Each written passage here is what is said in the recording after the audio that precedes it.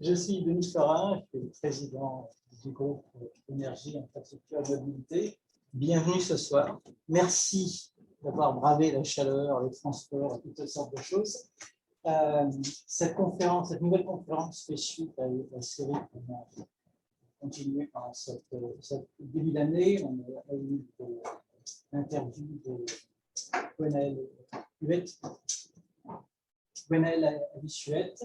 On a eu le débat sur les présidentielles et ce soir, on vous propose d'aborder l'acceptabilité. Pour tous ceux qui connaissent les renouvelables, c'est un sujet assez prégnant et assez aigu. Vous êtes peut-être familier de termes pareils barbares comme NIMBY, qui veut dire Not in my backyard, ou pire, banana, but absolutely nothing anywhere near anything. C'est des acronymes anglais, ils disent bien ce qu'ils veulent dire. En gros, ça se résume par une schizophrénie qui est assez courante, qui est de dire « je suis absolument pour les renouvelables, il n'y a aucun problème, mais pas chez nous. Je ne veux pas les voir, je ne veux pas les entendre, je veux juste savoir que magiquement ils existent. » Il y a eu des progrès faits en France, la loi ASAP, je vais le noter parce que j'avais pas faire. Accélération et simplification de l'action publique en 2020 a contribué à une certaine simplification juridique, mais je pense que nos invités pourront témoigner que les choses ne sont pas très simples et restent pas très simples. Les Échos hier donnaient deux chiffres assez frappants. Ils disaient qu'il y a 5000 éoliennes offshore qui tournent en Europe, il n'y en a aucune qui produit de l'électricité en France à ce stade, même s'il y en a qui sont en installation. Et il faisait remarquer également que le temps d'installation d'un parc offshore est le double en France que la Belgique. Je suis sûr que nos invités pourront donner beaucoup d'exemples qui vont dans ce sens-là.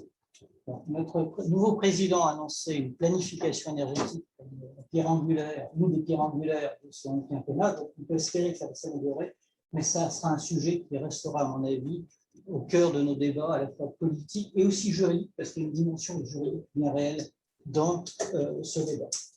Merci à nos deux invités d'avoir pu se libérer, d'avoir bravé circulation, chaleur, toutes sortes de choses, et venir débattre avec nous. Et Madeleine, je te laisse les introduire. Merci beaucoup. Effectivement, je vais essayer de ne pas revenir trop longuement sur le constat que faisait Denis, qui nous a amené à faire cette conférence ce soir, vraiment sur cette question d'acceptabilité. On parle d'appropriation locale. On a bien probablement sur les différences qu'on peut mettre derrière ces deux termes. On le voit, hein, cette opposition. Le projet, on l'a vu, devient un véritable enjeu, notamment avec l'éolien, un enjeu de débat politique, même un marqueur politique ces derniers mois. Et tous les types d'énergie sont visés, l'éolien, le PV, la méthanisation, les centres de tri et le traitement des déchets également. On voit vraiment cette mobilisation grandit au fur et à mesure du développement de ces projets. Et dans le même temps, c'est assez paradoxal, la nécessité de la transition énergétique, elle fait l'objet d'un quasi-consensus parmi les citoyens. Le baromètre de l'ADEME, qui est publié en février dernier, qui s'appelle « Le Français et l'environnement », le confirmait bien. 89% des Français, de manière déclarative, sont favorables au développement des énergies renouvelables.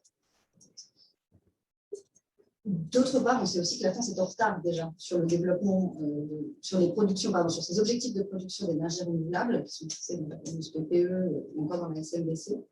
On voit bien toute l'impasse dans laquelle on peut se retrouver assez vite si on ne fait rien pour améliorer l'appropriation des projets d'énergie renouvelable dans les territoires. La question qu'on a voulu se poser ce soir avec vous, c'est à quoi tient ce paradoxe, surtout comment dépasser ces oppositions, quelles méthodes sont efficaces, quelles pistes peut-on développer pour améliorer l'appropriation à la fois par les habitants et par les territoires afin d'atteindre nos objectifs de transition énergétique. Donc, Soisy Quémion et Alexandre Roche nous ont fait le plaisir d'être avec nous ce soir pour échanger, nous apporter leurs expériences et leurs visions, discuter aussi ensemble des possibilités de voies d'action, de ce qui fonctionne. Soisy, vous êtes directrice de la stratégie des relations extérieures de la business unit France Renouvelable Belgique, une BU qui regroupe les activités bioditerrestres, de photovoltaïque et d'hydroélectricité. Engie vient de dévoiler un nouveau label pour l'installation d'énergie renouvelable, on y reviendra.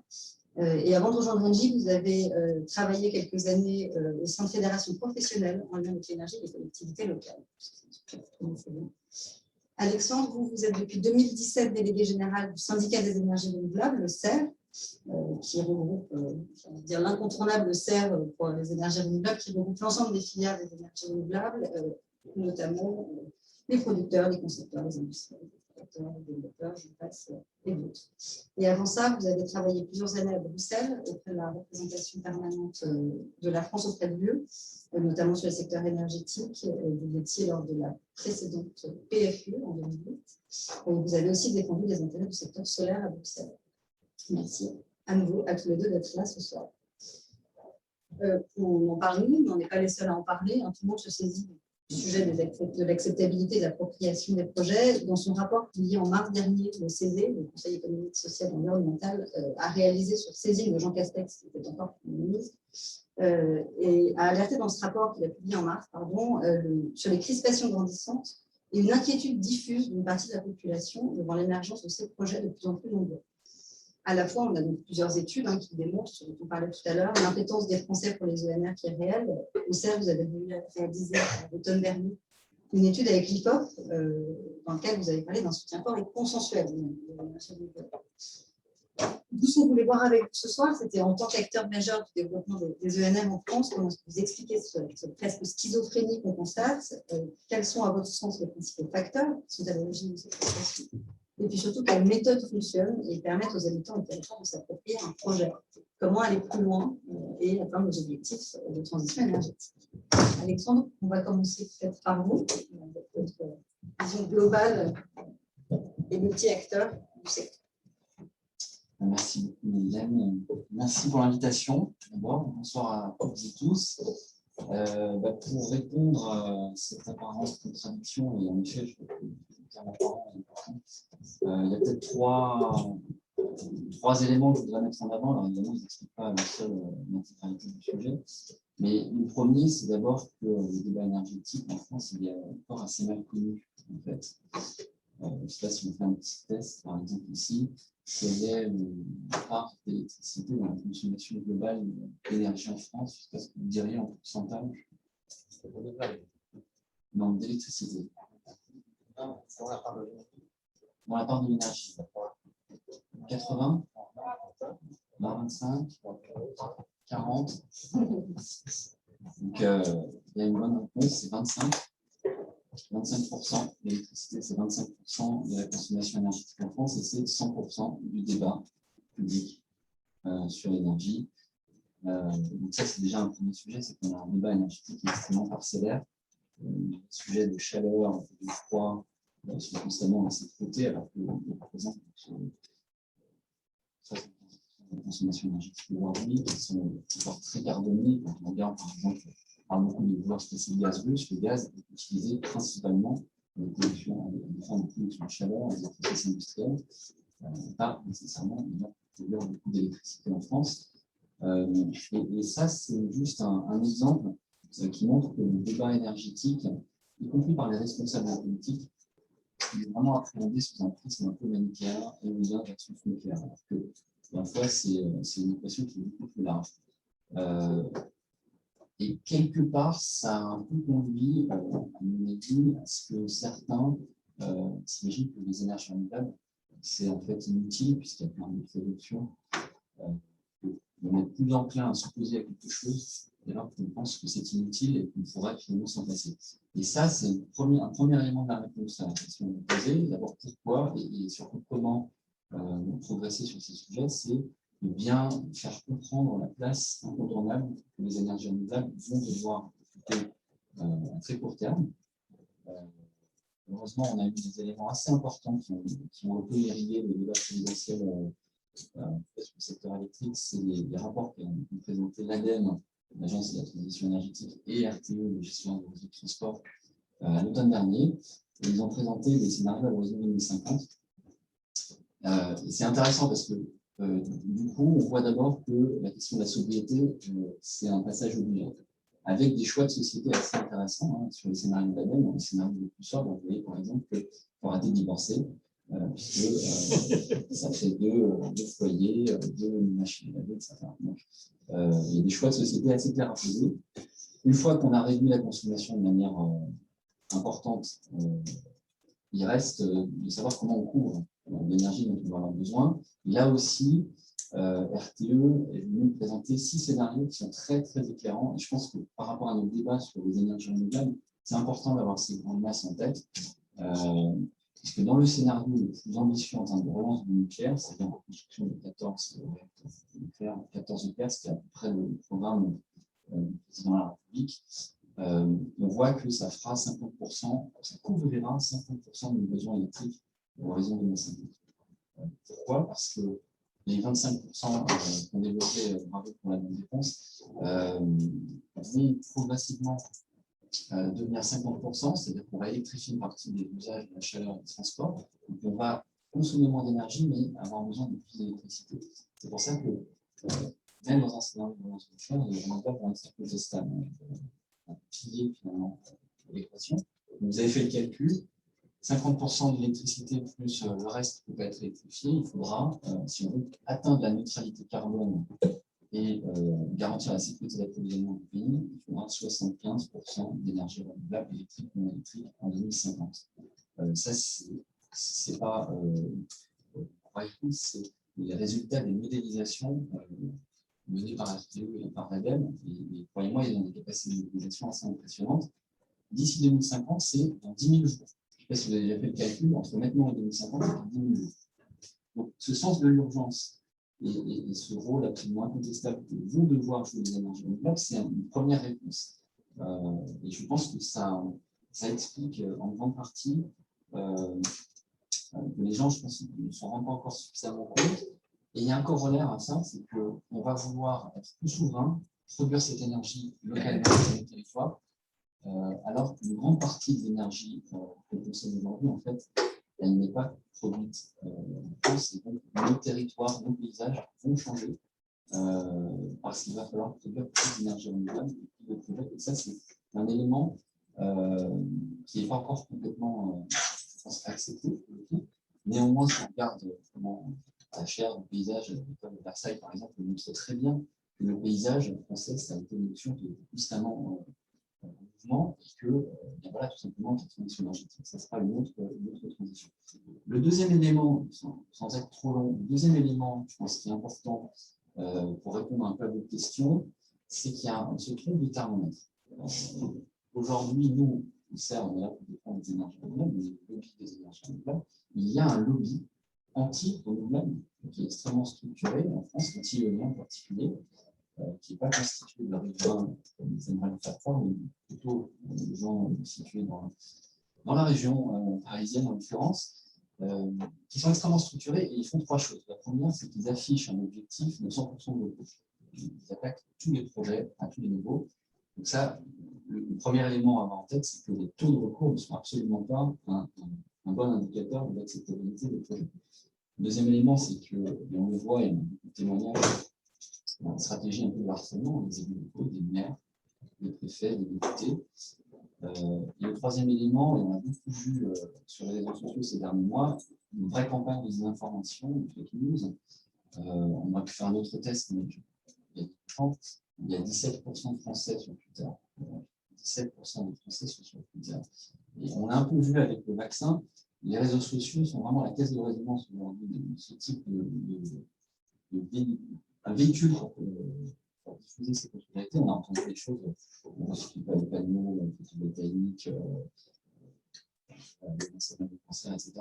Donc on a eu pas mal de choses comme ça pendant la campagne, assez fortement relayées sur les réseaux sociaux. Dans un contexte où le gouvernement, depuis la crise des Gilets jaunes, on l'a aussi pas mal senti, est dans une situation d'hypersensibilité par rapport aux oppositions locales. On a beaucoup vu dans les remontées qui arrivent ici dans le cabinet ministériel. Et en fait, je pense qu'il y a une partie du personnel politique aujourd'hui qui s'est forgé la conviction que les Français étaient opposés dans la grande majorité des énergies renouvelables, alors qu'en fait, il y a un effet de groupe, un effet grossissant absolument majeur. Et c'est ça ce qui explique l'apparente contradiction. Parce qu'en fait, quand on regarde les sondages d'opinion, je ne parle pas uniquement des sondages où on pose des questions un peu génériques, est-ce que vous aimez les renouvelables? Je parle de questions très précises sur est-ce que vous êtes prêt à accueillir à 5 km de chez vous un parc éolien. Pareil pour un méthaniseur, etc. Il y a des baromètres de l'ADEME qui ont été construits de cette manière depuis 2016, qui posent la même question chaque année, ce qui permet d'avoir une évolution assez dynamique dans le temps, et on voit que les résultats sont extrêmement positifs. Donc, je ne vais pas détailler le nombre de chiffres, mais on a par exemple, nous, dans le sondage IFOP, 2 tiers des Français qui affichent une vision positive de l'énergie éolienne, 64% pour le terrestre, 66% pour l'éolien en mer. 61% des Français et 59% des habitants des communes rurales déclarent ne pas être dérangés par la présence éolienne dans les paysages de leur région lorsqu'ils se déplacent. Et puis, il y a par ailleurs aussi ce qui apparaît beaucoup dans les enquêtes d'opinion, c'est un clivage intergénérationnel très très fort entre les 18-24 ans et les 25-34 ans qui sont à des taux très supérieur à 70% en termes de soutien, là où le taux est un peu plus bas sur les plus de 65 ans. Donc ça, c'est le deuxième élément, c'est qu'on a un débat politique sur l'énergie qui est assez mal emboîté, parce qu'il parle d'une partie du sujet. On a des indicateurs, des thermomètres sur la manière dont on pense percevoir l'appréciation par les Français des énergies qui sont sans doute un peu basés. Et le troisième élément, et c'est là qu'on a fini les énergies renouvelables, doit en avoir pleinement conscience, et je pense qu'elle en a pleinement conscience, c'est qu'il y a une promesse d'exemplarité et une attente d'exemplarité absolument totale quand on développe un projet renouvelable en France. On a fait une promesse verte, et les gens ne comprennent pas que l'énergie, que cette forme d'énergie-là ne soit pas totalement parfaite. Or, on sait très bien que l'énergie n'est absolument parfaite. Dès lors qu'on déploie l'infrastructure, il y a un impact environnemental, il y a un impact paysager. La question, c'est est-ce qu'il est correctement encadré? Et c'est là que je voudrais en venir justement aux solutions. Alors, d'abord, pour rappeler qu'il y a un cadre très précis aujourd'hui qui encadre le développement des énergies renouvelables. L'éolien, on en parle beaucoup, mais c'est vraiment le sujet qui agite pas mal les discussions, donc on va pas sur ce sujet. L'éolien, c'est une installation classée pour la protection de l'environnement. Ça veut dire qu'il y a toute une série de procédures en enquête publique, une étude d'impact, etc., qui doit être menée.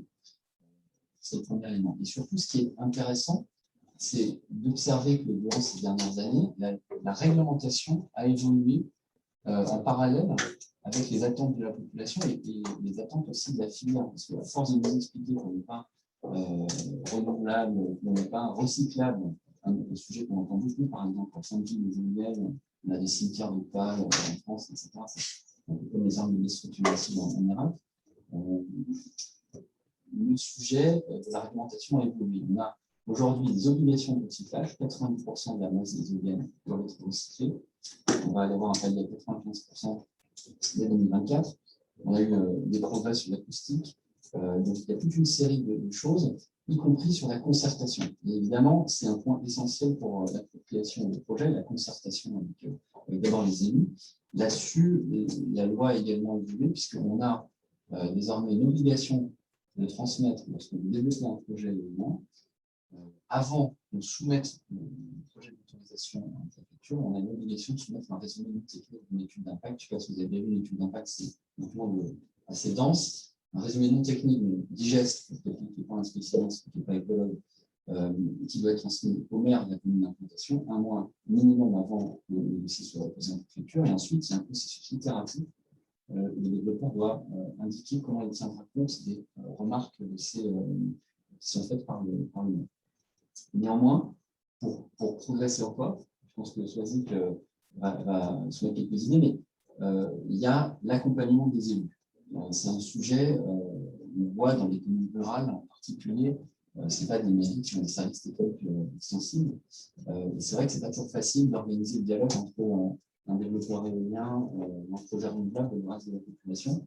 Donc il y a un réseau de conseillers qui a été mis en place sur le solaire et l'éolien par l'ADEME, qui doit être encore densifié, mais accompagné avec une vision neutre, le dialogue va être tant du côté des élus que du côté du développeur et être finalement un peu sur cette voie de facilitation, ça c'est un premier élément. Le deuxième élément, c'est rendre beaucoup plus visible pour les riverains des installations renouvelables les bénéfices de ces installations. Quand on voit qu'un rond-point, par exemple, peut être construit grâce au fonds structurel, en général, on a le droit européen et on fait assez vite le lien. Ce n'est pas du tout quelque chose qu'on fait, par exemple, quand on voit une crèche municipale qui peut être rénover, des choses comme ça. Alors que très souvent, l'éolien, le solaire sont des contributeurs très importants au budget des communes sur lesquelles ils sont impliqués à travers, en particulier, l'IFER, l'imposition forfaitaire sur les énergies des réseaux, qui est une fonction fiscale extrêmement importante. Mais ce lien-là, il n'est pas du tout visible.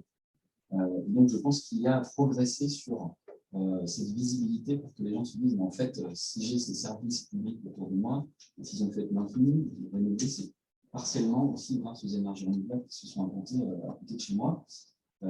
Barbara Poffi a présenté avec la filière en octobre dernier la création d'un fonds patrimonial et environnemental. Là aussi, l'idée, c'est de rendre beaucoup plus visible quoi l'éolien contribue à la préservation du patrimoine bâti, mais aussi en termes de biodiversité. Et puis, peut-être un autre axe sur lequel il faudra qu'on progresse, c'est encore une fois la pédagogie. On revient à mon premier point, la pédagogie et la lutte contre les fake news. Sur la méthanisation, par exemple, nous, on a créé une plateforme qui s'appelle MétaFrance qui essaie d'apporter une vision la plus honnête, la plus honnête possible sur voilà, qui répond aux questions. Est-ce que si jamais tu es méthane, ça va sentir de est-ce qu'il y aura un camion qui vont faire des allers-retours, etc.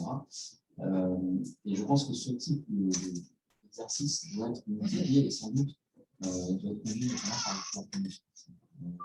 Parce que finalement, il faut réconcilier la compréhension de ce qu'apportent ces projets renouvelables locaux au projet de transition énergétique nationale beaucoup plus global et permettre voilà, cette compréhension qui est, à mon avis, un élément absolument clé pour favoriser et améliorer la population et finalement lutter contre le banana.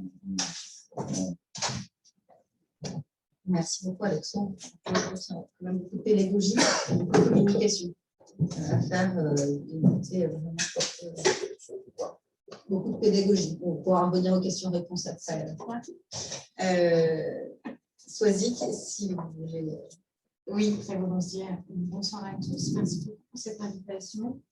Je vais partager avec vous, à la suite d'Alexandre, sans doute le point de vue d'un opérateur important sur le secteur des renouvelables et qui a justement travaillé déjà depuis plusieurs mois, pour ne pas dire années, en fait, sur la manière dont on développe le projet avec une attention particulière sur le dialogue, en particulier, mais pas seulement. Alors, peut-être avant, pour revenir sur les législations, on pourrait en effet avoir le sentiment qu'en réalité, les controverses locales sur les projets renouvelables ont pris le dessus sur le projet de transition énergétique. Comme le disait Alexandre, il nous semble tout à fait important de réconcilier l'ensemble. Pour revenir de ces controverses, en réalité, les Français apprécient surtout les énergies renouvelables quand elles ne sont pas dans leur jardin. En réalité, il me semble que c'est beaucoup plus complexe. Et en ça, c'est aussi beaucoup plus encourageant. Bien, sur tous les aspects, en particulier sur l'aspect local. Et donc, chez Engie, on a pris le temps d'analyser, de comprendre les attentes, de pouvoir s'inscrire dans un projet plus global pour concilier en effet les choses au service d'un projet énergétique global, on aura un projet énergétique territorial. Alors, on a un moment où les énergies renouvelables, on l'a dit, sur groupe en particulier sur les controverses, la question énergétique de manière plus générale a été largement partagée dans le débat présidentiel. Le contexte de crise en Ukraine montre aussi, évidemment, à quel point ça devient une question quotidienne pour nous. Dans cette situation sensible et critique, je vais insister aussi sur ce qu'a dit Alexandre, puisqu'en effet, des analyses de RTE, en particulier sur notre mix énergétique, montraient déjà une sensibilité et le besoin d'avoir, en effet, ces énergies renouvelables dans une proportion très importante, pour pouvoir, en fait, aussi tout simplement avoir de l'énergie. Et j'aimerais aussi insister sur les qualités de ces énergies renouvelables. Elles sont quasi infinies, elles sont implantées chez nous, elles sont compétitives, on pourra y revenir aussi, et elles nous permettent de ne dépendre de personne.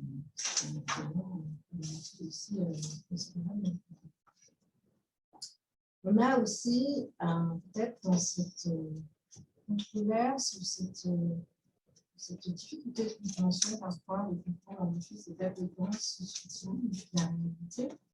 Il me semble aussi que les débats qui sont nourris ont montré justement à quel point les Français attendent l'action. Je pense aussi que c'est par l'action et par la démonstration qu'on arrivera à avoir ce produit de plus d'adhésion et là, on peut dire un peu notre projet. Alors, peut-être revenir sur les sondages. Alexandre l'a dit. Eh bien, ces sondages, ils sont assez bons au niveau national, avec une population de fois. Alors, nous, on a fait l'exercice en local aussi. Et donc, on a fait différents sondages sur le questionnement des énergies renouvelables dans la région, en particulier en Franche-Comté, et puis en Grand Est. Je reviens retrouver sur le Grand Est. Et là, les taux sont extrêmement bons, puisque en Franche-Comté, j'ai peut-être un taux autour de 86%. Au sein de ces 87%, il y a une moitié qui est très, très convaincue. Donc 96% de citoyens qui sont pour le développement des énergies renouvelables. 96% de projets montrait en effet cette aventure. On a des taux assez comparables dans le Grand Est et je trouve que cette région du Grand Est est particulièrement intéressante puisque, notamment pour l'éolien terrestre, notamment, c'est la deuxième région de France en éolien terrestre. Donc, c'est une région qui est équipée, on peut le dire déjà, et qui, pour autant, quand on la questionne, eh bien, maintient cette adhésion aussi à l'éolien terrestre.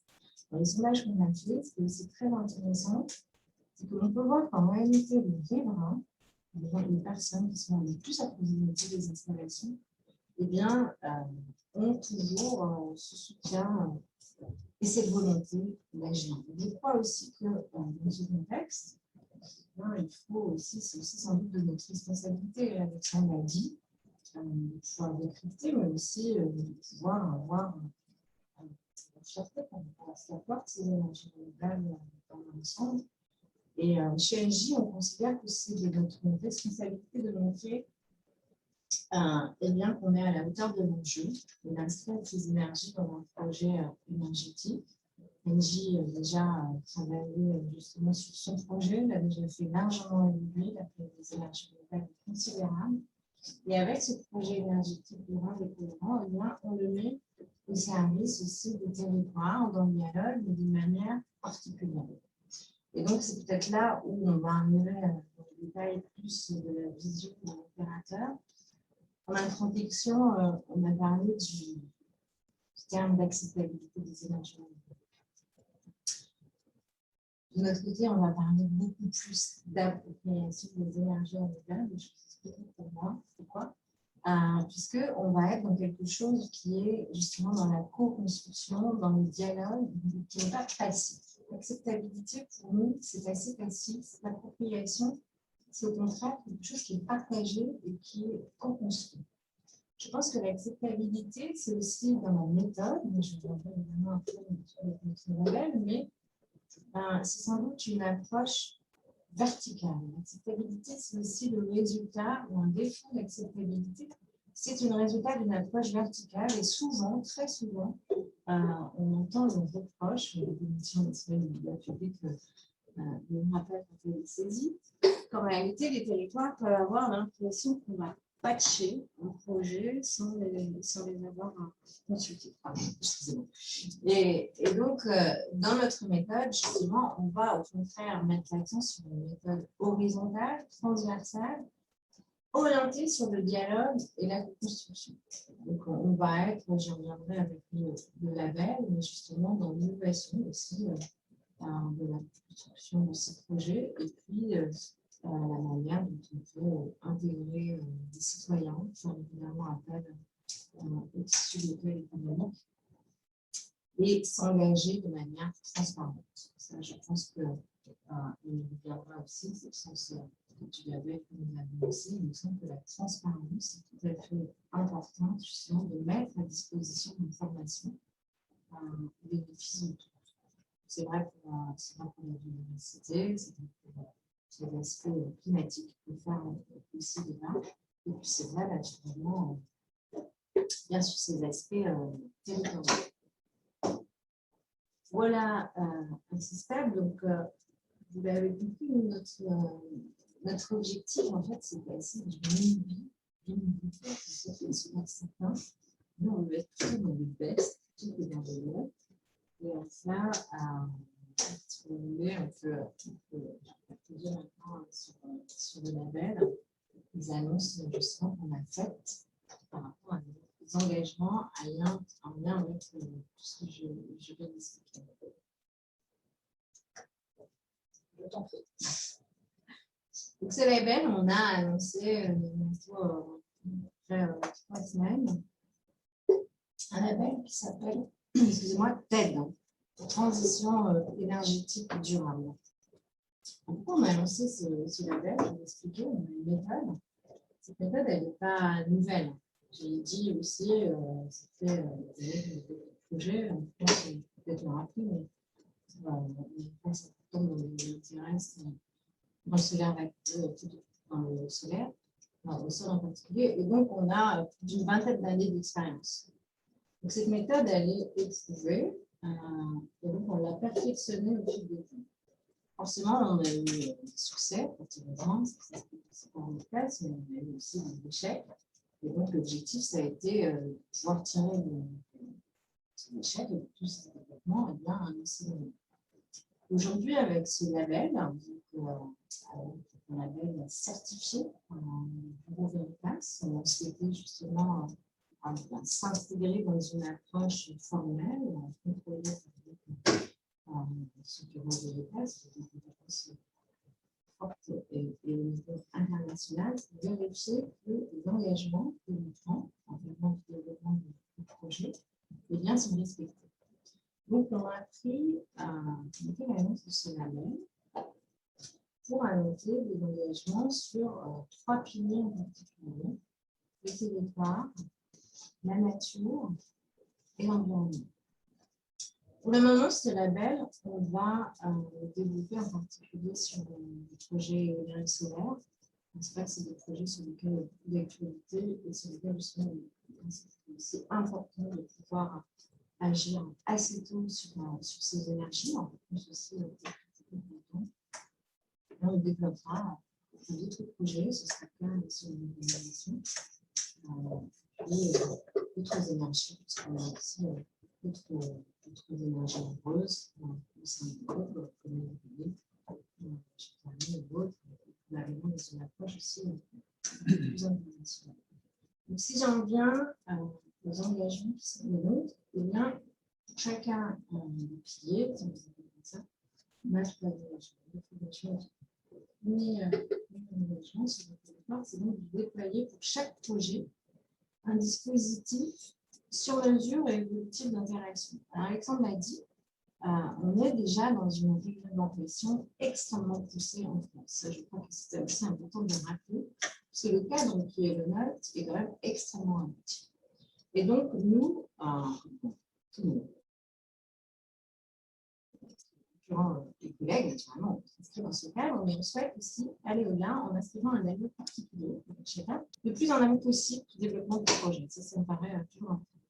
Et tous nos projets, donc ce socle commun, ce n'est pas dire qu'ils auront tous le même mode de formation ou d'échange avec les parties prenantes, justement parce qu'on s'adapte. Mais à minima, il y aura cet engagement que ce volet-là aura été pris en amont. Dans certains cas, on peut avoir des dispositifs assez larges, puisqu'on peut avoir des territoires qui ont vraiment une très très grande appétence sur lesquels on n'a pas de sujet, on existe encore. Et puis on va avoir des territoires qui sont un peu plus complexes ou un peu plus en attente. Et là, il nous est arrivé sur un projet, par exemple, de mettre en place 9 comités des parties prenantes sur lesquels on a travaillé pendant plusieurs mois. Ce travail et ce dialogue se fait aussi avec les services instructeurs. Et après ce dispositif d'échange, eh bien, ça nous permet aussi, on a pu adapter un certain nombre de projets en fonction des réactions qu'on a collectées. Et donc, c'est aussi, dans ça, je parlais d'action tout à l'heure, mais c'est aussi très important de son objectif, c'est que bien, les riverains, les habitants, les collectivités locales, évidemment, puissent intervenir dans le développement de ce projet.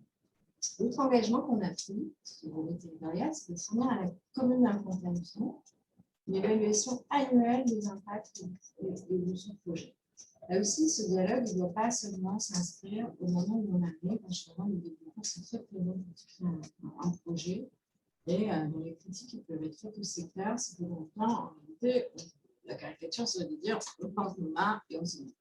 Donc évidemment, ça, c'est pas la manière dont on travaille déjà.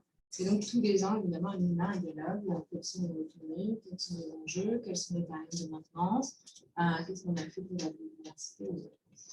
Un autre engagement que vous verrez, qui va être commun à tous ces piliers, c'est de la formation. La formation à l'interne, à l'externe également, et à l'interne, évidemment, pour que tous les collaborateurs soient sensibilisés sur ces sujets, qui sont la population, la biodiversité, le climat. C'est quelque chose qui est commun sur les trois engagements. Il y a aussi une meilleure compréhension de ces enjeux et une meilleure aussi appropriation à l'externe et dans le lien. Sur la nature, je pense que c'est aussi un volet important, parce que là aussi, des critiques souvent récurrentes sur les projets, en créant aussi toujours ces effets de groupe, et souvent on va retenir dans les mauvais cas, on va retenir les impacts sur la bifaune ou autre, et on va plus parler en fait des aspects positifs qu'on va faire à l'inverse. Ces projets, ils sont aussi, au sens large, ces projets renouvelables, ils sont aussi l'occasion de faire évoluer la connaissance. C'est particulièrement vrai quand je dis ça, je pense par exemple des projets de lien en mer. Les formes évoquées, professeur d'amitié, l'étude d'impact environnemental et des mesures associées pour un projet de lien en mer, c'est absolument possible. Et donc, ça permet, sur des enjeux qui sont, c'est-à-dire, outils, etc. Notre objectif, c'est aussi de partager cette connaissance. Donc, ces études, et au-delà encore des engagements réglementaires qui sont les nôtres, l'étude d'impact environnemental, eh bien, on va partager les résultats de ces études en open source. Et de la même façon, on va toujours là aussi dans le dialogue, et bien, aller au-delà. On a par exemple un comité observatoire de la biodiversité qui permet, sur lequel on travaille en partenariat avec le Muséum d'histoire naturelle et l'UICN, l'Université de Saclay, qui permet justement d'ouvrir nos parcs aux étudiants, pouvoir faire un certain nombre d'analyses de sujets environnementaux et là aussi pouvoir partager. Donc on met évidemment tout ça à disposition. On pourra de la même façon d'ailleurs sur les aspects de formation proposer aussi de partager, puisqu'il y a des outils qu'on met en place en interne, sur la fresque du climat, la fresque de la biodiversité. Je ne sais pas si vous connaissez ces outils qui sont très intéressants. On va passer quelques heures justement à comprendre. C'est un jeu de cartes et on va comprendre pourquoi les changements climatiques, pourquoi la biodiversité, dans ces engagements, on va mettre aussi l'accent sur la sélection de fournisseurs. Vous voyez, là, c'est même les engagements. On va aussi mettre en avant l'exemple de les enjeux sur la recyclabilité. Là aussi, on a une alimentation qui est extrêmement aboutie. Ça peut être un taux de recyclabilité est très fort pour les matières. De notre côté, chez LG, on travaille justement sur les 5% restants du pollen qui ne sont pas recyclables. Et donc, on a un projet pilote avec Arcana, une nouvelle résine, pour pouvoir atteindre justement l'objectif de 100% de recyclabilité. Voilà, grosso modo, peut-être un ajout aussi sur les aspects climat et carbone, même si c'est des sujets sur lesquels nous serons challengés. De la même manière, on mettra à disposition tous nos parcs, si on peut éprouver et utiliser bien des choses assez précises qui permettent aussi d'avoir plus de transparence. Vous voyez, cet engagement chez un socle, c'est-à-dire on n'a pas d'autre chose. en tout cas, c'est de voir ce front commun sur nos projets et de pouvoir travailler de manière transparente avec les territoires sur lesquels on s'engage. Merci Soisy, un label effectivement très complet, qui s'appuie beaucoup sur la transparence et le dialogue également. Mais si on part sur un sujet plus, j'allais dire presque stratosphérique, mais on n'espère pas, le CESE, dans son rapport dont on parlait tout à l'heure, préconise notamment la tenue d'un grand débat public national sur la stratégie française de transition écologique. Est-ce qu'à l'époque, vous pensez que c'est une mesure de nature à rassurer les populations et qui permet aux citoyens et aux territoires de se réapproprier ces projets de transition énergétique? Oui, s'il permet justement ce qu'on évoquait tout à l'heure, c'est-à-dire de réconcilier le national et le local. Je pense qu'il faut comprendre qu'on est dans une transition énergétique globale. De chaque petit projet, il ne s'agit pas de pouvoir créer une dichotomie entre les projets et les villes. Il y a une solidarité nationale aussi derrière ce projet-là, même si les projets en local vont bénéficier d'abord et surtout aux territoires sur lesquels ils sont implantés. Mais je pense que s'il doit y avoir un débat, il faut d'abord qu'on recadre un petit peu les données d'équation énergétique. Il n'y a pas d'électricité. Il y a plein d'autres sujets dont il va falloir se charger urgemment. Expliquer les scénarios qu'on a sur la table. Encore une fois, on peut refaire du nucléaire, on peut être très sobre énergétiquement. Il y aura une nécessité absolue de développer des énergies renouvelables pour garantir la stabilité du système énergétique. C'est-à-dire faire en sorte que la demande et l'offre se rejoignent à chaque seconde de l'année et pour atteindre la neutralité carbone. C'est encore une fois une nécessité. Donc, si ce débat il permet de mettre un peu sur la place publique ce genre de choses, c'est une très bonne chose. Si ensuite il fait émerger des idées nouvelles pour favoriser la concertation locale, etc. Bien sûr, il y a la Commission nationale du débat public qui a été saisie, là aussi d'ailleurs par le Premier ministre. Ils ont rendu un rapport le 25 avril dernier. Il y a un tour des régions qui a été suggéré, proposé. Il y a un forum démocratique des jeunesses qui a été proposé. Il y a toute une série d'outils. Nous, on voit aussi comment ça se passe sur le projet éolien en mer, les débats publics. C'est des structures assez complètes en termes d'expression des points de vue, y compris pour aller chercher ceux qui n'ont pas nécessairement le temps ou l'envie d'aller dans un débat public un soir à 50 km de chez eux. La CNDP se déplace sur les marchés pour aller chercher ceux qui justement ne se seraient pas exprimés en temps normal. Donc, il y a toute une expérience française sur la concertation.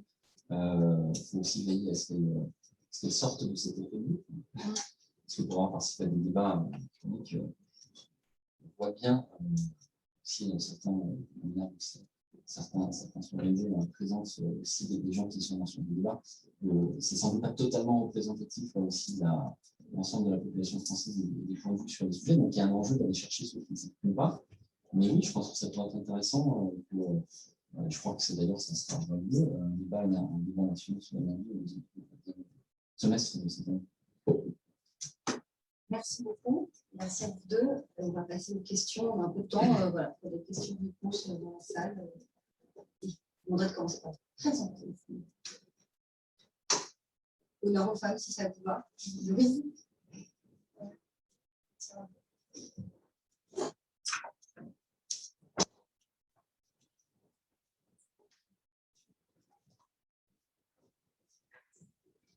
Vous êtes Sarabou, donc moi je travaille pour le lien en mer. Et donc je voulais savoir si la reine tête s'applique également à l'éolien en mer. Je comprends que oui, dans la suite de votre explication, mais au début, comme c'était resté vaguement sur l'éolien, je me demandais si ça concernait seulement le projet terrestre.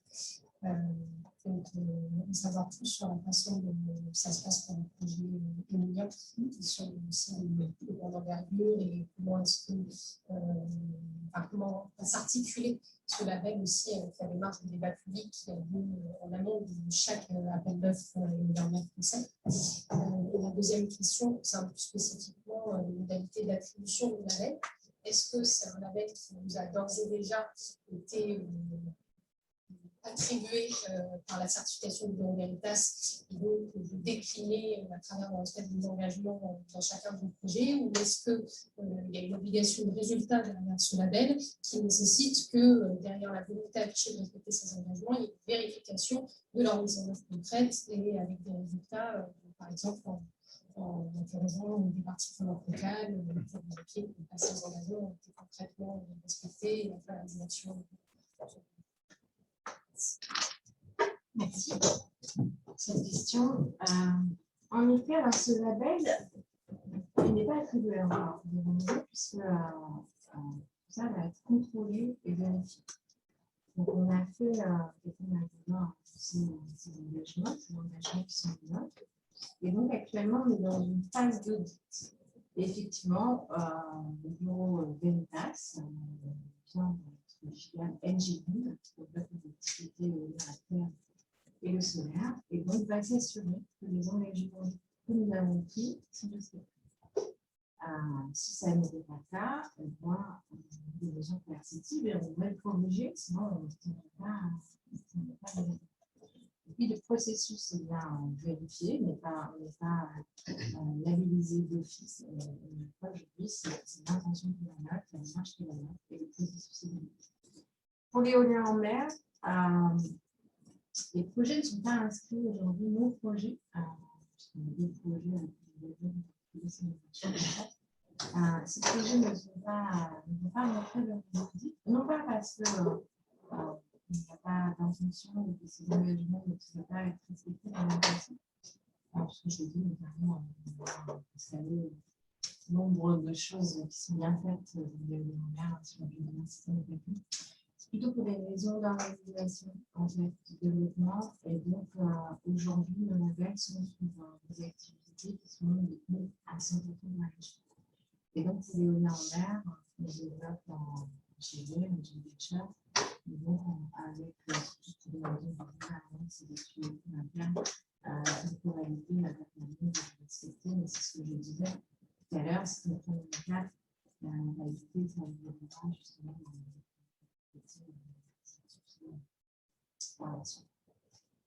et enfin, pour votre dernière question par rapport aux appels d'offres en cours,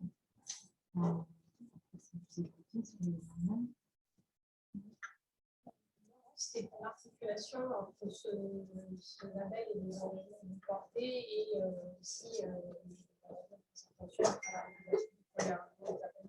comme si on prend bien cette démarche pour l'instant, ça pour le projet ouvert. Oui, voilà. Et après, après le dispositif de sélection des projets, notamment sur l'éolien en mer, c'est un vaste débat sur l'aspect local ou autre, et surtout le critère prix. C'est le temps qui permet de sélectionner au départ. On a déjà affiné ce sont des énergies qui sont en effet très compétitives.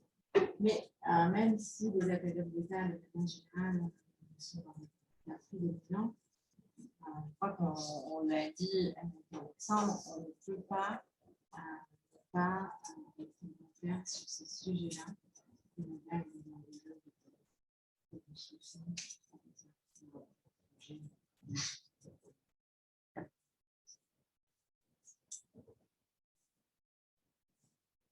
Madame, ça va aller. Bonjour, merci de votre explication. Je me présente parce que ma question est liée à mon expérience. J'enseigne le programme dans cette maison et d'autres grandes écoles et j'ai géré le partie prenante de la filière nucléaire pendant pas mal d'années. Fort de ce regard, j'en viens à ma question. On a une dégradation significative du rapport des Français, de la population, à l'installation d'équipements qui soient renouvelables et autres. Le rapport n'est pas tellement il y a des émissions de CO2 en telle cause et sur les grands équipements. Et moi, je m'attendais en venant vous écouter, très, très curieux, très intéressé, si vous étiez en tant que professionnel d'un syndicat d'entreprise, d'entreprise, si vous étiez conscient de cette dégradation et si vous avez fait le retour d'expérience de tous 25 ans, 30 ans que vous avez dans ce pays sur ces questions, avec quelques réussites, quelques équipements qui sont passés, beaucoup d'échecs, et en tout cas beaucoup de tensions, beaucoup de violences qui rendent les opérateurs opération difficile, parce que tu as coûteuse, longue. Donc, on a une situation qui n'est pas favorable, qui n'est pas bonne. Et donc, je suis désolé de vous poser cette question très directement, veuillez m'excuser a priori, mais moi, j'espérais que vous tiriez ces leçons et que vous remettiez en cause aujourd'hui ce qui se passe. Et alors, je suis en train de ma chaise parce que j'ai l'impression qu'en arrière-plan de l'explication, quand on trouverait madame, il y a que la communication. Ça vous a échappé, vous l'avez dit, il n'y a que la com, et c'est de la com, et comme si finalement l'acteur en face était le fautif, comme si le citoyen riverain était le fautif. Et donc, on a une problématique française, c'est que le monde renouvelable est un monde de cow-boys dans les années, je vais vous raconter une histoire que NJ, tout sauf transparent. Vous ne l'êtes pas. Je participe à sur le littoral français, sur un truc, même dans le public, les gens, je me dis, ah ben non, on le fera quand vous serez partis, quand vous n'en serez pas là, quand vous avez des documents, vous n'avez pas. La réalité est contraire de ce que vous dites. Et donc, on a une problématique aujourd'hui de crédibilité qui fait que vous n'êtes pas du tout sur la co-construction. On n'y arrivera pas dans ce pays si on ne fait pas véritablement le travail en termes de droit. Et je vous renvoie aux travaux du Conseil d'État là-dessus qui sont très éclairants. C'est un débat d'opportunité que j'expose, et c'est encore à la fin. Et d'autre part, si vous ne faites pas sur un travail de vérité, c'est-à-dire où est-ce que c'est possible, avec qui, comment. Donc, ma question, je me pose, c'est est-ce que vous êtes prêts à vraiment faire une remise en cause qui vous fait échapper à cette diable de communication qui trompe son monde, pour enfin établir un pacte social où les gens peuvent avoir confiance et faire du deal. Et il y a des endroits où le deal fonctionne. Mais encore faut-il qu'il soit honnête, vrai et sûr. Et c'est ça le problème français. Les opérateurs, l'État, dans un juridisme très ancien qui ne facilite pas les choses, la CNDP s'est écrit là-dessus, mais vous, opérateurs, j'ai l'impression que c'est le même discours de com permanent. Donc voilà. Je pense pas que c'est la com, justement, et moi, tous mes propos depuis le début, c'était de dire qu'il faut expliquer les choses. La pédagogie, c'est pas la com. Non. La pédagogie, c'est sur les termes du contrat. Vous n'êtes pas sur les termes du contrat. Vous dites que les gens ne comprennent pas. Peut-être, excusez-moi, monsieur, vous pouvez laisser Alexandre.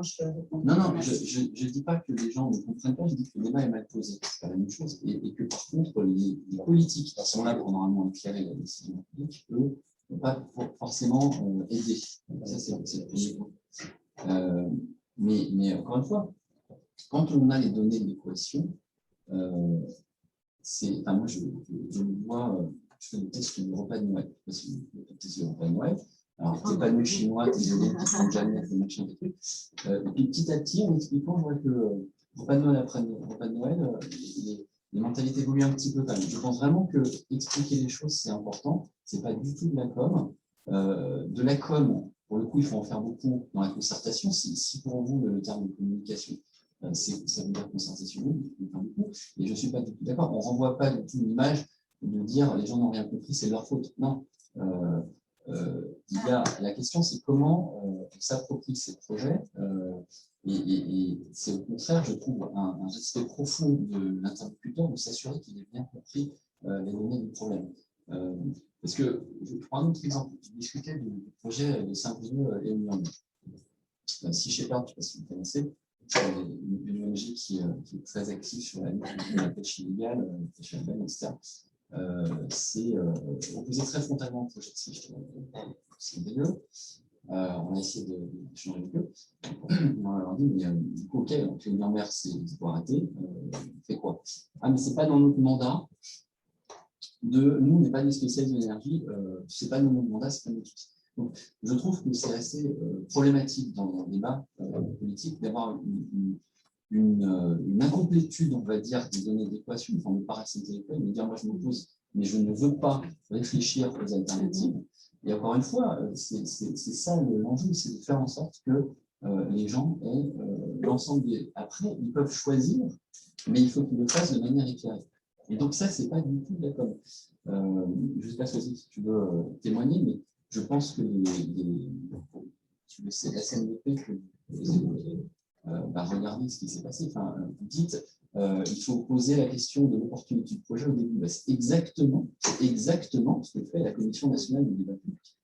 Je veux dire, quand un opérateur les débats publics qui sont financés par les développeurs, hein, ceux qui présentent les projets. On met plusieurs centaines de milliers d'euros sur la table pour entendre en face de vous qu'en fait, votre projet, peut-être qu'il ne faudrait pas le faire. Ce n'est pas évident. C'est pas évident, je veux dire. Et pourtant, c'est exactement comme ça qu'on construit les débats publics aujourd'hui. Donc, je ne suis pas d'accord. Il est faux de dire, encore une fois, parce il est faux de prétendre que la question d'opportunité est opposée à nous.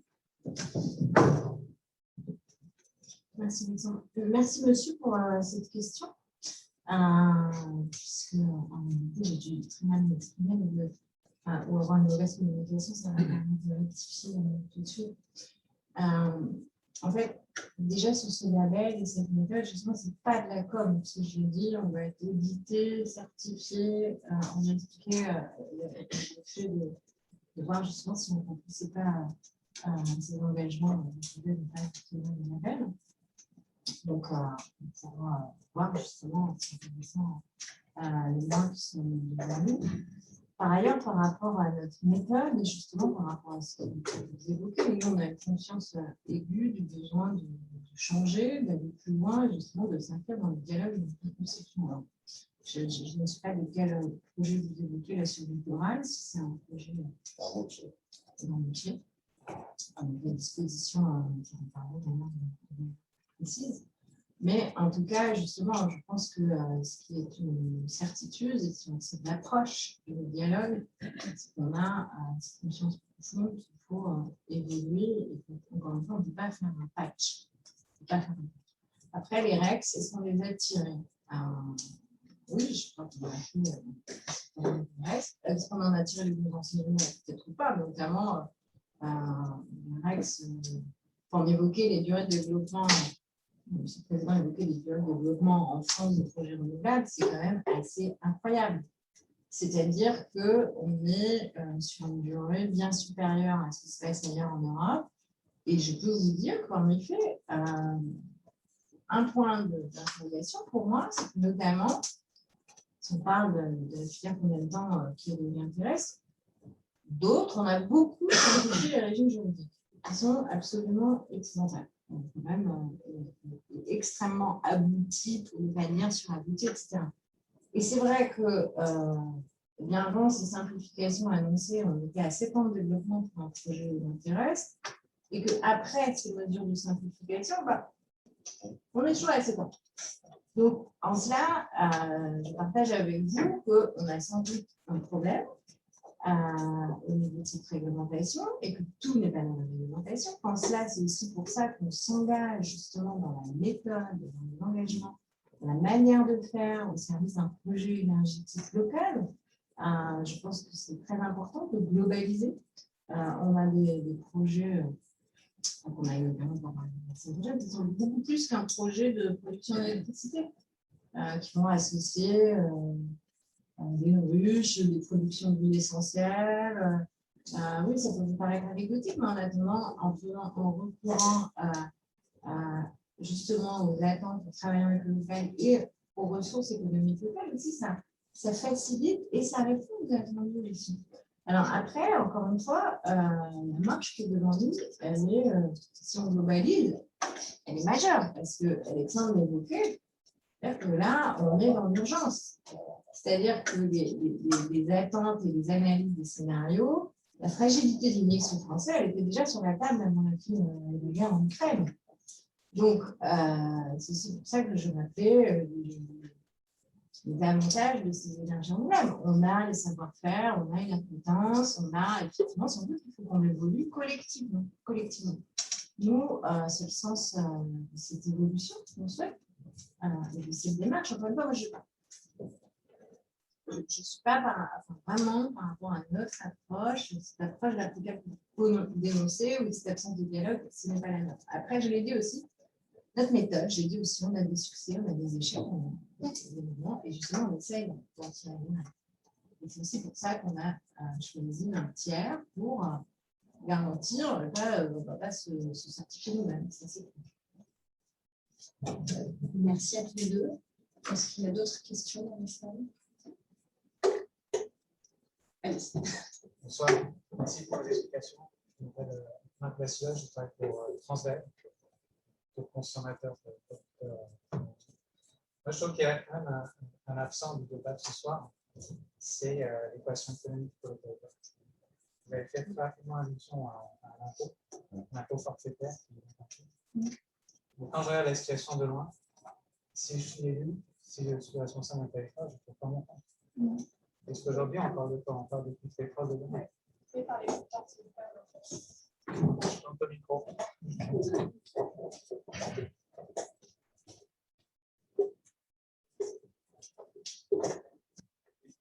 Oui, un peu mieux.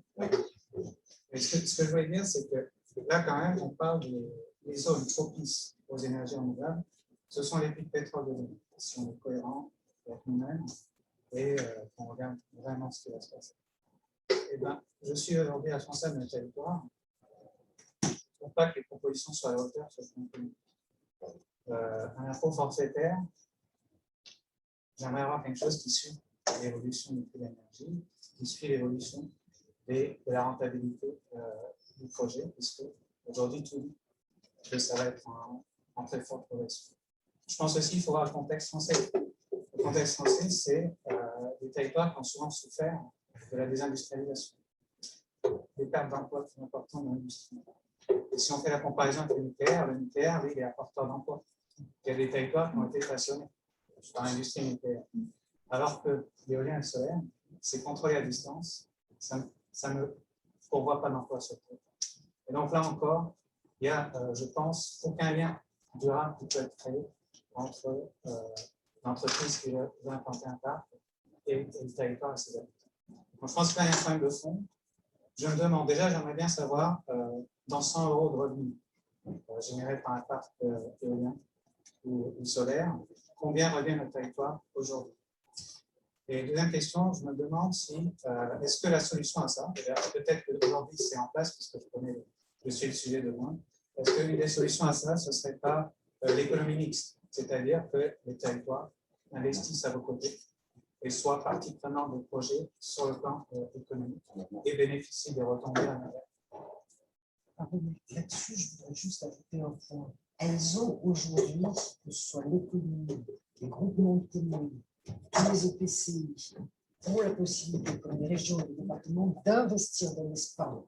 Aujourd'hui, légalement, deux articles, que ce soit dans le Code de l'énergie ou dans le Code général des collectivités territoriales, ont la possibilité de participer comme des acteurs à part entière, des associés, des sociétés de projet porteurs d'énergie, de production d'énergie renouvelable.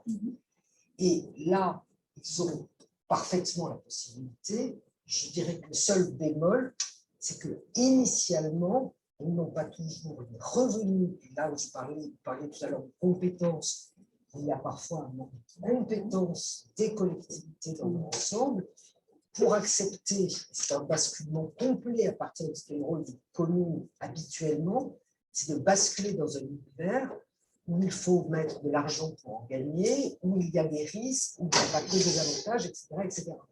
Donc, et ça fait partie, pour moi, cette pédagogie, sans dire contester, je pense qu'elle est nécessaire à la compréhension elle-même des outils. C'est-à-dire parler d'un financement de projet à une commune qui a 3000 habitants, on n'a juste pas les outils, elle n'a pas les outils. Donc, ce temps-là sera un temps qui est nécessairement plus long. Pour une centrale nucléaire, il y a des gens qui travaillent autour, mais on le voit aussi pour l'éolien en mer, puisque dans les rounds 1 et 2 de l'éolien en mer, il y avait des plans industriels avec des obligations de faire travailler des acteurs locaux sur ces sujets. On ne peut pas tout mesurer dans une vision instantanée. Je suis dans l'énergie renouvelable depuis plus de 20 ans, puisque avant l'énergie renouvelable, l'éolienne, le solaire, il y a quand même l'hydroélectricité. Ce sont des sujets qui existent depuis longtemps et les territoires se sont largement désintéressés pendant très longtemps parce que c'était pour eux un facteur de coût. Et les choses arrivaient telles quelles. Progressivement, ils ont pris en conscience que oui, il y a une demande des habitants, oui, il y a besoin de revenus, surtout dans les communes petites où il n'y a plus d'infrastructures autres. Et ça prend du temps de se familiariser et des deux côtés. Aujourd'hui, les développeurs sont de plus en plus conscients de ces besoins, essaient d'y répondre, j'allais dire bon gré mal gré. Ils font des efforts pour comprendre les préoccupations. Encore faut-il que la personne, leur interlocuteur, ait la formation ou les outils. Pardon? Non, je ne dis pas du tout que c'est la faute des autres. Oui, oui, mais je trouve que ce que vous dites est très, très réducteur. Très réducteur. Moi, je dis qu'à un moment donné, vous avez dit l'ADEME peut fournir des conseils. Oui, je pense que ce qui pourrait aider certaines collectivités, c'est qu'elles soient assistées par des gens qui connaissent le métier de l'énergie renouvelable, de la façon dont ça se finance, de la façon dont ça s'exploite, parce que quand vous leur expliquez, ils sont les premiers à découvrir que dans un financement de projet… Un passif du travail qui a été fait auprès des élus, c'est un travail de manipulation pendant des années. Alors, pardon, parlez-moi de manipulation. Vous voulez que je vous parle de ce qui était la promotion? Vous racontez les deals. Donc, vous avez un problème. Vous avez un problème de crédibilité. Non, non, monsieur. Je ne suis pas d'accord avec moi vous. de simplement répondre à la question. Merci. Je pense en tout cas qu'aujourd'hui, ils ont la possibilité de devenir véritablement acteurs. Oui, mais est-ce que la proposition est sur la table de la part des développeurs? Bien sûr. Choisis peut-être. Oui, alors évidemment, c'est une question importante et je vais peut-être vous surprendre là aussi, puisque notamment sur l'éolien, on verra mais il y a eu le débat justement de la mise en place d'un fonds qu'on appelle dans notre jargon un fonds éolien pour redistribuer en complément justement de l'IFER et avoir un pourcentage, c'était oui, c'était 40 millions. Voilà, 40 millions. C'est combien par éolien? Investissement pour énergie? Ça dépend de la taille. Oui, non, allez, dis sur 300 MW, 400 MW. 400 MW, on n'a pas de parc. Non, il n'y a pas de parc. C'est 3 milliards, sur 3 milliards. Vous voyez bien, Non, non. Attendez, là, on parle de choses Pour l'éolien différentes. offshore en mer, c'est 2 milliards. Voilà, mais ce sont des parcs. Là, on mais vous parle savez de sur combien de temps ça se comptabilise? 25 ans. Le fonds n'est pas à la hauteur. Eh ben, alors, écoutez, le fonds n'est pas à la hauteur, mais très franchement, nous, typiquement, on a soutenu ce fonds. Évidemment, je peux vous dire que toute la profession ne soutient pas ce fonds. Et je peux vous dire qu'il y a un certain nombre d'acteurs, développeurs qui ne soutenaient pas ce fonds.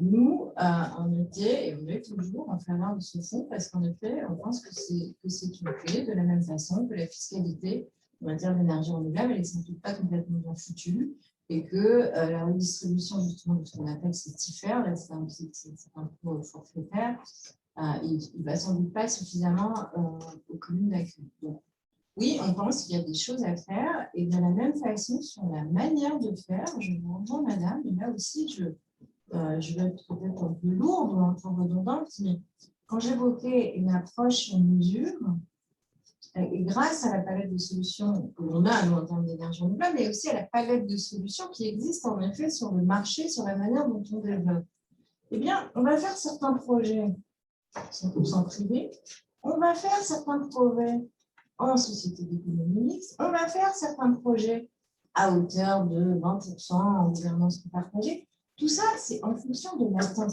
en fait, du territoire. Et c'est pour ça que j'y crois profondément, puisqu'on ne peut pas développer un projet contre son territoire. De toute façon, on a vu, ça ne fonctionne pas. Et on sait qu'on doit accélérer. Et c'est bien dans ce dialogue que l'on voit la meilleure façon de le faire. Peut-être aussi pour démystifier, nous, il nous est arrivé de développer des projets où, en ayant des collectivités qui sont très, très en soutien au départ, et puis finalement, quand elles voient le business plan et les retombées économiques associées, ce n'est pas toujours aussi rémunérateur comme on pense, y compris pour les opérateurs. Je dis aussi que les prix sont de plus en plus bas, sont des énergies extrêmement compétitives. Aujourd'hui, on est confronté, comme tout le monde, à la hausse des coûts. Et donc, la rentabilité, elle ne s'améliore pas du tout. Donc, en cela, effectivement, il faut partager, ça, nous, on est d'accord, ce sont des projets qui sont situés localement. Après, sur la création de valeur au sens large, Alexandre sera plus compétent que moi, parce qu'on crée aussi de la valeur de manière globale, et le Serge, justement, a fait une étude avec EY qui sera intéressante. Et on l'a fait aussi, madame, vous avez raison de me rappeler, sur l'éolien en mer, malgré le temps de ce projet, eh bien, nous avons quand même un certain nombre d'installations industrielles de production d'éoliennes locales sur les territoires qui sont évidemment intéressants. Pour répondre sur les différents points, donc, l'IFER, en effet, c'est une fiscalité qui est assise sur la puissance de l'installation. J'ai une éolienne d'1 mégawatt, je vais payer X montant, X euros, donc ce n'est pas assis sur la production d'énergie. C'est vrai que l'enjeu sur l'IFER, c'est que ça revient à plusieurs niveaux de collectivité. Il y a la commune et l'intercommunalité. Ensuite, il y a le département. Après, il y a la région. Il y a peut-être, comme le suggérait Soisic, des ajustements à faire, puisque la commune d'implantation ne reçoit pas l'intégralité de sa fiscalité locale. Pour vous répondre, on a fait une étude avec EY sur l'intégralité des filières, et l'estimation qu'on a en termes de revenus, je parle juste des revenus de fiscalité, purement des revenus de fiscalité pour les collectivités locales uniquement. Je ne parle pas des revenus fiscaux pour l'État. C'est 1 milliard d'euros en 2019, on estime que ça montera 1,6 milliard d'euros en 2028. Si on est sur le rythme de progression prévu par la feuille de route énergétique, la programmation pluriannuelle de l'énergie. Sur un chiffre d'affaires de combien qui a été adopté. Ratio. Sur un chiffre d'affaires, le chiffre d'affaires de l'ensemble de la filière, je ne l'ai pas en tête. Par contre, ce que je peux dire, c'est qu'en termes de création de valeur ajoutée, on est à 15 milliards d'euros de valeur ajoutée annuelle. Pour les années passées. C'est quelque chose de différent. D'un côté, la valeur ajoutée créée pour l'économie française et la fiscalité, c'est pas tout de suite pareil. Voilà, non, mais la valeur ajoutée, ça peut être obtenu. La revenu familial, et comparé à ce que vous avez pour le territoire. Sur ce concept-là, je tenais que vous ne soyez pas si clair, parce qu'il est très bas. Vous voyez, est-ce que vous êtes prêt à partager? Est-ce que vous êtes prêt au CR à partager? Mais monsieur, c'est comme toute activité économique. Votre investissement, votre chiffre d'affaires, il vient couvrir les coûts du projet. La question, c'est est-ce que les TRI, les coûts de réduction d'investissement, sont élevés? Ce qui veut dire que eux, ils sont contrôlés par la CRE, la Commission d'énergie énergie, qui ne sont pas élevés. Donc, je veux dire, votre question n'a pas vraiment de sens. On ne peut pas se poser comme ça. C'est pas comme ça que ça fonctionne. C'est exactement le débat qui est en cours sur le secteur. On a une gestion de la valeur ajoutée, de la valeur créée, du partage, etc. Un secteur, je pense, notamment par exemple, et qui est débattu avec les opérateurs. C'est just profit, ça doit être ça, le taux de rendement doit être à peu près celui-là. C'est que sur cette discussion-là qu'on pourra avancer. Oui, mais le taux de rendement, c'est donc le TRI, lui, il est contrôlé par la CRE. Le TRI projet est connu, d'ailleurs, c'est un débat qui a lieu à l'heure actuelle compte tenu de la revue du prix de l'achat en matière d'électricité solaire. Donc, vous allez regarder sur le site de la CRE et vous avez le TRI avec tous les tableaux qui considèrent comme acceptable, pas acceptable. Et donc là, vous les verrez. Et ce seront les TRI projets, on ne parle pas de TRI actionnaires, donc on a bien le détail, on voit comment c'est formé. En revanche, moi, il y a une chose qui m'intéresse dans ce que vous disiez, c'est que certes, la fiscalité fait qu'il y a moins qu'arrive peut-être que ce qui pourrait à la structure locale. Je ne sais pas s'il est intelligent ou intéressant de raisonner de manière abstraite, comme on fait souvent en France, parce que si vous avez une commune d'implantation qui a les 9/10 des revenus et celle d'à côté qui n'a rien, c'est un problème. Et en même temps, pardon? Vous pensez que c'est un problème? Ah bah parce que je le vis. C'est simplement qu'il y a une compétition. Non, il n'y a pas nécessairement de compétition. Vous pouvez avoir le vent qui est meilleur à tel endroit, le soleil qui est meilleur à tel autre, du foncier disponible d'un côté, pas de l'autre. Et la question, c'est si on était au niveau de l'intercommunalité, je dirais que ce serait vraisemblablement le bon endroit. Mais est-ce que c'est normal parce qu'une commune de 600 habitants a 5 éoliennes sur son territoire, qu'elle soit riche au point qu'elle ne sait pas quoi faire de son argent, alors qu'à côté, il peut y avoir des besoins, mais il n'y aura pas d'éoliennes ou de PV. Donc, Je trouve que ce sont des vrais, justement, je trouve que dans le débat, dans la concertation, ça fait partie des sujets qui ne sont pas si simples. Parce que la question en fait du partage de la valeur économique locale. Exactement. Quand on parle de la valeur Je suis économique, absolument désolée, il va falloir qu'on remplace ça pour un autre. Alexandre, je ne sais pas si vous voulez répondre à cette question, on prendra une dernière question Non, mais après. c'est clair. D'ailleurs, c'est pour ça que les enquêtes publiques couvrent les périodes, les communes limitrophes, c'est pas uniquement les communes d'implantation, c'est bien parce que, comme l'a dit madame, on a dit sur un autre lien, c'est pas juste depuis la commune d'implantation générale, et en effet, c'est un vrai sujet de réflexion sur l'intercommunalité versus commune d'implantation. Sur ce que vous évoquiez par rapport aux emplois, c'est pas couvert d'emploi, etc. Là aussi, on a des chiffres, donc les renouvelables, c'est 166 000 emplois. Je parle de toutes les énergies renouvelables. L'énergie, c'est 40 000 emplois à lui seul, c'est souvent pas connu. On pourra, si on atteint toujours dans la projection qu'on a faite, créer 100 000 emplois d'ici la fin de la décennie, si on atteint nos objectifs de capacité installée. Et ce qui est intéressant, c'est qu'on a regardé comment ça se répartit région par région, justement, pour dire sur ce que vous évoquiez. Et quand il y a toujours une région qui est dotée d'une forme d'énergie renouvelable, que ce soit la biomasse, la forêt, le soleil, la géothermie, il y a toujours quelque chose. Et aujourd'hui, la répartition en termes de nombre d'emplois pour 1000 habitants, elle est plutôt homogène d'une région à l'autre. Et dans la projection, elle restera plutôt homogène. Alors, il y a évidemment sur le haut en mer, on voit bien que les régions côtières vont bénéficier plus que d'autres régions, mais le bois énergie va se développer. Pourquoi? Parce qu'il va pouvoir faire de la chaleur renouvelable et qu'on ne prend pas tout le prix, je le rappelle. Donc, cette projection, en fait, elle montre qu'il n'y aura pas de grand gagnant ou de grand perdant en termes de régions dans lesquelles les emplois seront créés. Après, vous comparez avec le nucléaire tout à l'heure, c'est une centrale de production très concentrée. Donc forcément, elle génère des emplois locaux assez concentrés. Mais pour produire une quantité équivalente d'électricité avec de l'énergie renouvelable, on a en fait besoin de plus d'emplois que dans le nucléaire. On est plus intensif en emploi par mégawatt installé que le nucléaire. Et c'est vrai qu'on a des succès historiques, vous l'avez mentionné, Soisy. On a 12 sites de production locale et de nacelles pour l'éolien en mer en Europe. Il y en a 4 qui sont en France, alors qu'on n'a pas une seule éolienne. Ce sont des sites donc, à Saint-Nazaire, Le Havre, en Bretagne et Cherbourg. D'ailleurs, à Cherbourg, on a les plus grandes vagues du monde actuellement sont produites en France pour des marchés aux États-Unis et au Royaume-Uni. Donc là aussi, je pense qu'il faut regarder la question de la création d'emplois, pas juste sur un site de production d'énergie, mais encore une fois dans sa globalité en termes de chaîne de valeur. Et puis pour terminer, je ne sais pas, vous avez évoqué différents points. Oui, juste pour dire aussi qu'il y a un autre enjeu, c'est le cadre juridique, c'est-à-dire vous évoquiez le partage de la valeur. Il y a aussi des règles qu'il faut qu'au-delà des mesures de compensation qui peuvent être éventuellement prévues dans un projet, un développement ne peut pas faire n'importe quoi. Moi, je ne peux pas financer comme ça, au-delà de la fiscalité ou des mesures qui sont prévues dans le cadre compensatoire. Il y a aussi des règles à respecter. Et donc, peut-être que ça, c'est aussi un élément qu'il faudra regarder pour sécuriser davantage, pour voir comment, justement, à travers des fonds, il y a des réflexions sur faire bénéficier les riverains de prix réduits d'électricité, il y a des choses comme ça, mais qui nécessiteront sans doute le cadre juridique. Merci. On va prendre une toute dernière question. Je sais.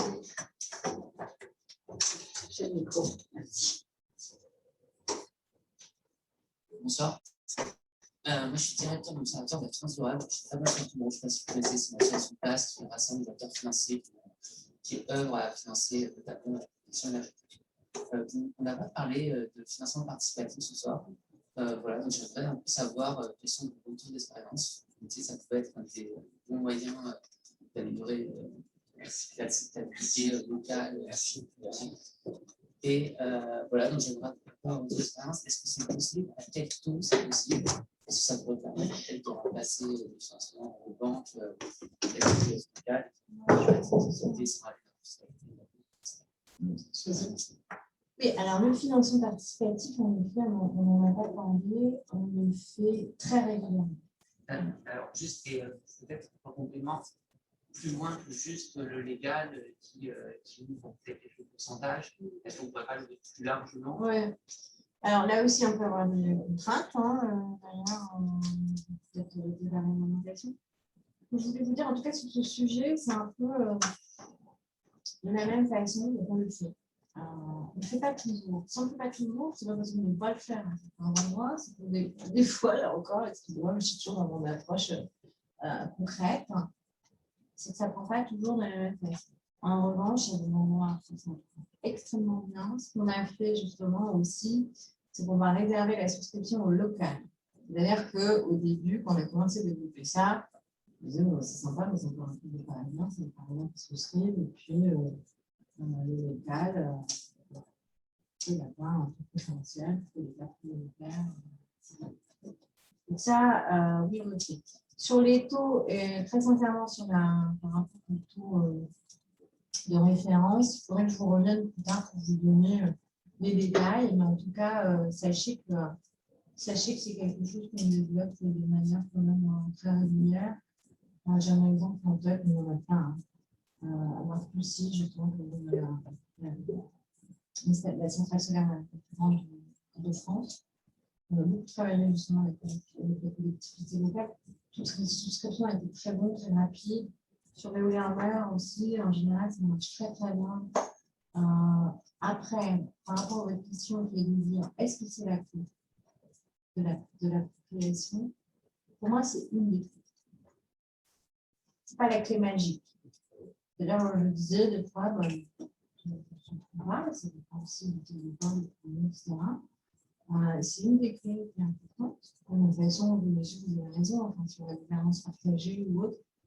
Mais moi, je suis toujours un peu dans cette approche sur mesure parce que d'un territoire à l'autre, ça peut être très différent.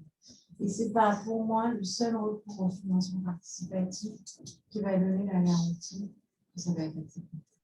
Mais c'est un élément important et participant évidemment à la démarche et à la logique et aussi du partage qu'on a vécu. Alexandre, vous ajoutez quelque chose en mode de conclusion?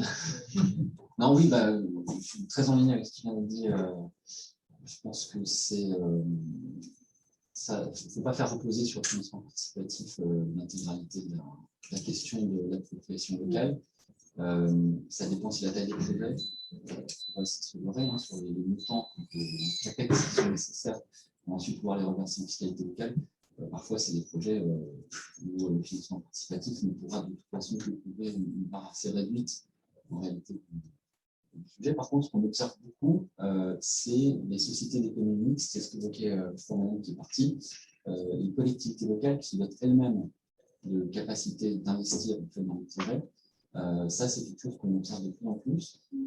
Et il y a aujourd'hui des SEM qui pèsent plus d'1 milliard d'euros de revenus. Donc, on n'est plus du tout là, pour le coup, dans l'anecdotique en termes d'investissement. Et ça, c'est aussi un signal, pour revenir à notre sujet de départ, un signal très concret que les territoires en fait, veulent des énergies renouvelables, puisque eux-mêmes se dotent de propres sociétés d'investissement dans ces projets. De la même manière que les SRADET, les schémas régionaux d'aménagement et de développement durable de cohésion des territoires, quand on fait l'agrégat des objectifs que sont fixés les régions, elles sont plus ambitieuses que la feuille de route nationale. C'est un autre indicateur qui est assez fort qui montre que les territoires finalement veulent développer ces énergies renouvelables. Il y a 9 régions qui ont déclaré pouvoir être à énergie positive en 2050. Dans 10 jours, je rappelle. Donc voilà, il y a une batterie d'indicateurs comme ça, mais c'est vrai que le financement participatif, il y a de plus en plus de plateformes qui s'intéressent. On a même certaines plateformes qui sont dans chez nous, de la même manière que les SEM, par exemple, ou des banques. Donc tous les acteurs du financement de ce projet sont aussi présents chez nous. Mais voilà, on reste dans un outil qui ne semble pas l'alpha et l'oméga et qui devra. Les sujets de concertation en amont, je pense, sont au moins, voire plus importants que ça pour que les projets se déroulent facilement. Merci beaucoup. Moi, j'ai encore des tas de questions. Ah, pardon, c'était une mini-question. Ça peut aller rapide en fonction de votre réponse. Simplement, on évoquait quand même la question des réformes économiques locales et de l'emploi, et notamment du différentiel nucléaire et énergie renouvelable terrestre. Moi, je m'interrogeais justement dans le choix de vos 3 piliers pour le label. Vous avez été très axé environnement, j'ai envie de dire, sur la nature ou très marronne par le climat. Bien sûr, il y a la trajectoire, mais ça, je veux dire, c'est la base du label. Pourquoi est-ce que vous n'avez pas fait le choix d'intégrer une quatrième dimension qui serait justement de valoriser les retombées économiques de ces projets-là? Parce que moi, je pense que Oui, c'est tout à le fait. vrai levier, c'est Oui, ça. non, vous avez raison. Enfin, c'est aussi un levier très important. Ça, j'ai évoqué tout à l'heure, le soutien de notre côté à une place de nouveaux fonds comme le fonds éolien. Alors, en fait, c'est dans l'entretien actuel. On a un engagement on parle de faire valoir les aspects économiques, environnementaux, globaux. Donc ça sera une partie de cet engagement. Après, sur les affichages, parce que je crois qu'on a aussi réfléchi à un certain nombre de choses. Parce que dans ce débat, je pense aussi, Alexandre a évoqué les effets de nous, que parfois on a un certain nombre de fantasmes. Et donc, en effet, c'est aussi, cette fois-ci, par rapport à ceux qui est parti d'un enjeu de communication, d'afficher la communication et la retombée sur les projets. Des choses auxquelles on a réfléchi, mais ce n'est pas complètement simple en fait, à mettre en œuvre au niveau juridique. Et donc, du coup, eh bien, c'est dans cette espèce de reporting annuel, si on le qualifie autrement. Je trouve que c'est une bonne idée. Si vraiment on va devoir s'arrêter. On voit encore beaucoup de questions. Hein, mais encore, moi, je pense aussi le rallye urbain qu'on n'a pas abordé plus que ça, le rôle des collectivités locales. Je pense qu'on voit que c'est un sujet qui nécessite des débats presque parfois épidémiques. Donc, merci à tous. Merci d'avoir été là. Merci encore à nos deux intervenants. Et si vous voulez, on va poser quelques dernières questions hors micro. Je pense que ça sera possible. Merci beaucoup. Merci.